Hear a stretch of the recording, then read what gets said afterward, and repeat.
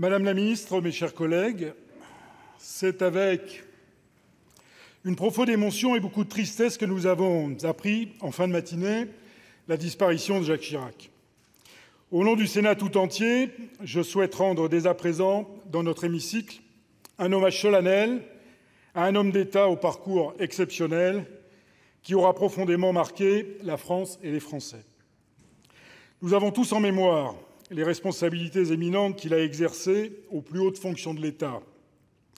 Je n'en rappellerai que les principales étapes. Jacques Chirac s'engagea très tôt en politique. Dès 1962, à 30 ans, il devint chargé de mission pour la construction des travaux publics et les transports auprès du secrétariat général du gouvernement de Georges Pompidou, puis au cabinet du Premier ministre, dont il devint rapidement un fidèle partisan. Les mandats électifs et les responsabilités ministérielles se succédèrent ensuite très rapidement. Il fut élu conseiller municipal de Saint-Ferréol en Corrèze, puis député de la circonscription d'Ussel en 1967. La même année, il entra dans le gouvernement de Georges Pompidou comme secrétaire d'État à l'Emploi auprès du ministre des Affaires sociales, Jean-Marcel Jeanneney. Il fut ensuite secrétaire d'État à l'économie et aux finances, poursuivant parallèlement son implantation locale, avec son élection comme président du Conseil général de la Corrèze, poste qu'il occupera jusqu'en 1979. En 1971, Jacques Chirac devint ministre délégué auprès du Premier ministre, chargé des relations avec le Parlement, ce qui nous parle ici à tous. En 1972, il fut nommé ministre de l'Agriculture. Nous sommes nombreux à nous souvenir de cette étape déterminante de son itinéraire, puis en 1974, ministre de l'Intérieur. Il fut ensuite le Premier ministre du septennat de Valéry Giscard d'Estaing de 1974 à 1976. Après avoir créé le Rassemblement pour la République et en avoir pris la tête, il devint en 1977 le premier maire de Paris élu au suffrage universel.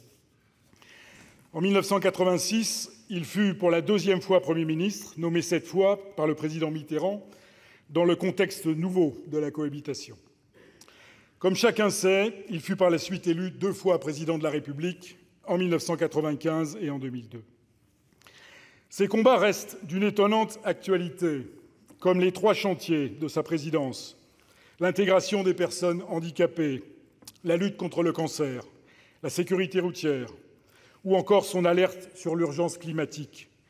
Chacun se souvient des mots qu'il avait prononcés à ce sujet en 2002 : « Notre maison brûle et nous regardons ailleurs ». Il a su aussi faire rayonner la France dans le monde, et personne n'a oublié, en particulier, son non à la guerre en Irak.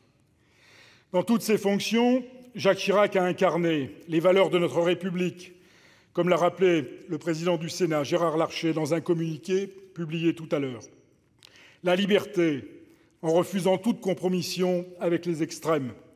L'égalité, en luttant contre la fracture sociale. La fraternité, dans sa proximité avec les Français.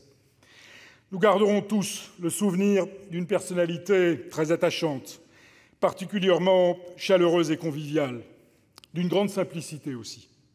Jacques Chirac savait parler aux Français avec un sens aigu des relations humaines.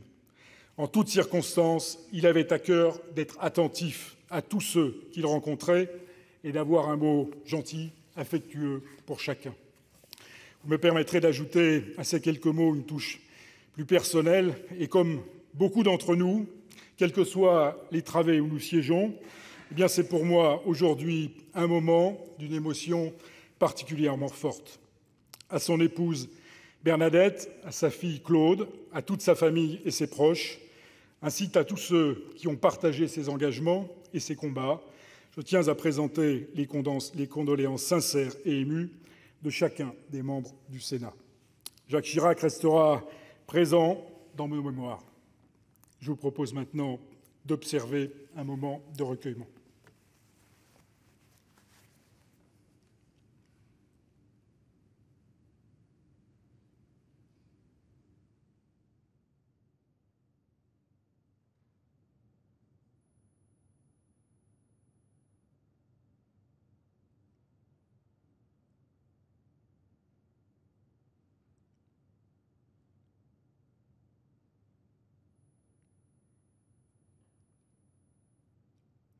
Je vous remercie.